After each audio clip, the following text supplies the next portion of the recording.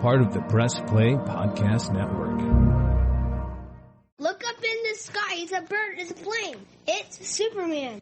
This is Jason J. Lewis, the voice of Superman on Justice League Action. This is Mark Wade, writer of Superman Birthright, and you're listening to the Krypton Report.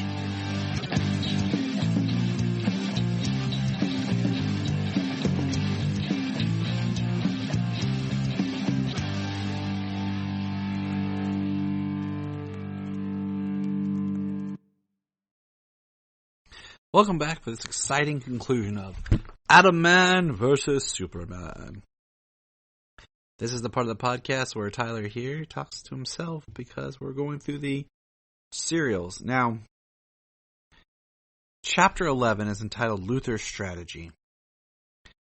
And ironically, my dog tore up my notes on this one. And I apologize.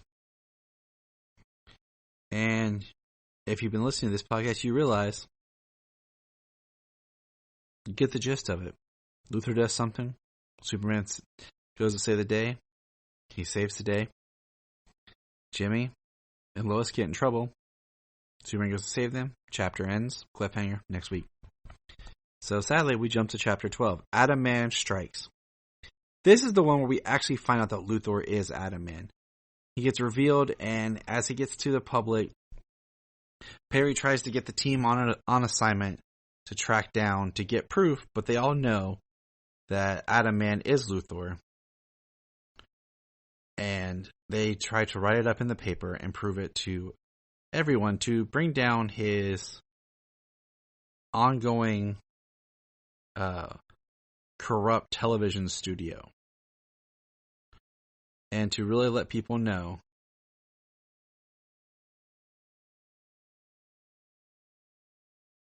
So, it ends with Luthor basically being angered and that he's going to fire his death ray. Chapter 13, Atomman's Flying Saucer. He begins by using his ray to attack the Daily Planet. The offices are being heated up and the ray is then fired directly at Superman. We see damages to trucks, cars, and everything possible, as Superman then decides to fly up, use his X-ray vision, but it'd be a different vision, to see the reactor beam, to follow the beam to its source. The beam is visible. So Superman goes flying. And what happens is, he finds a flying saucer that Lex has that he's utilized, because Lex is still trying to fake the public that he is not Atomman. And I said Lex, and I apologize, it's Luthor. I get so used to saying them interchangeably to not repeat myself with the exact same words. And that's the end of Chapter 13. Chapter 14, Rocket of Vengeance.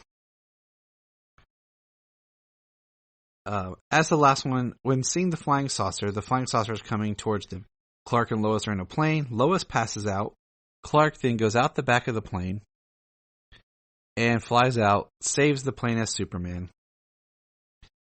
And we have some great animation. This I didn't touch on it earlier, but they start using a different angle of the animation where it's almost like Superman's flying towards you as the camera, it turns feet first, and then it matches the way he lands from the opposite reverse angle. So it's pretty neat. Superman smashes the flying saucer, saves the airplane, lands it, then turns back into Clark to wake up Lois. Luthor is continuing to attack the Daily Planet. And we find that he's building a spaceship. And he is the greatest scientist in the world, and that all of his projects will be beamed aboard that ship. So when he decides to destroy the Earth, if he chooses, because he has a machine that can make earthquakes and the tides change and everything he has will be safe in the spaceship. He launches the rocket into orbit and will teleport himself up there later using his atomic projector. We get reused footage of the locations as Superman arrives and they fire a missile at him. He catches the rocket and throws it back towards the entrance of the cave. Then Luthor fires a rocket at Metropolis. And Superman goes to it and is sitting on top of it as the rocket is flying towards Metropolis. Chapter 15. Superman saves the universe. The epic conclusion to Atomman versus Superman. A battle of wits or brawn? That's what I ask you, dear listeners. Where does this fall? Because Superman takes the bomb into the river, and we found there is synthetic kryptonite in it that weakens him.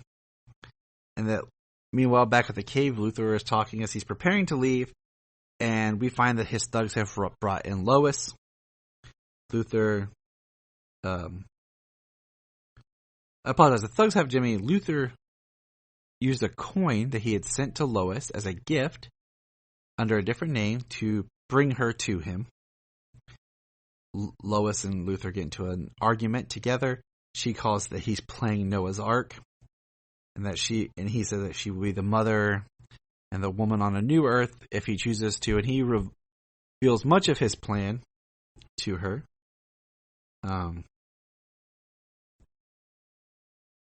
And Superman goes to the outside of the cave where police have him nearby. This is one of those scenes where you're just kind of like, okay, this is weird. But he says, follow me to the cave. And Superman walks to the opening of the cave with the two police officers. He goes in, tearing apart the lab. We have short waves of energy that are being fired from the cave, trying to defend itself. Luthor and Lois are beamed up. And Superman sees this through his vision. And Superman flies up, rescues Lois, blows up the space rocket, gets Luthor. Luthor goes to jail. It ends in Perry's office with Lois drawing on a paper that putting, this Superman look and drawing glasses on it. And Lois thanks Clark and is Superman, but we're not sure as we hit the end. It's really funny because the conclusion is not that exciting. It just feels like another episode that just throws on the end at the end of the episode. The